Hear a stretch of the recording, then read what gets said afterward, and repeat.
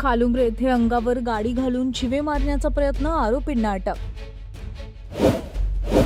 चाकणजवळील खालुंब्रे परिसरातून एक अत्यंत धक्कादायक घटना समोर आली आहे. जुन्या जमिनीच्या वादातून एका व्यक्तीच्या अंगावर मारुती स्विफ्ट कार घालून त्याला जीवे मारण्याचा प्रयत्न करण्यात आला.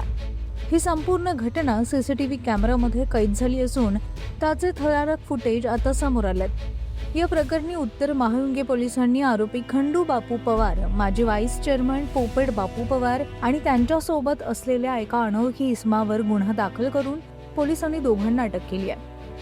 फिर्यादी किरण बबन शिंदे हे आपल्या घराकडे जात असताना आरोपीनं त्यांच्याशी वाद घालून आमचे जुन्या जमिनीच्या गटांच्या वादावरून घराशेजारी दबा धरून फिर्यादी घराजवळ येताच त्याच्या अंगावर भरधाव वेगाने गाडी घातली. सुदैवानं फिर्यादी बाजूला झाल्यामुळे या हल्ल्यामध्ये त्यांचा जीव वाचला.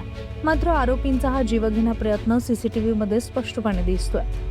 महाळुंगे पोलिसांनी भारतीय न्याय संहितेच्या विचार कलमान्वये हा गुन्हा दाखल केला असून पोलीस उपनिरीक्षक सचिन महाडिक या प्रकरणाचा पुढील तपास करतात.